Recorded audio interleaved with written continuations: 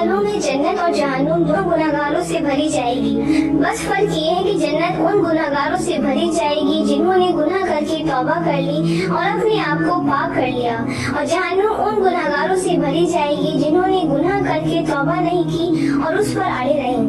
دیکھیے, تمام انسان گناہگار ہیں, معصوم انبیاء ہیں.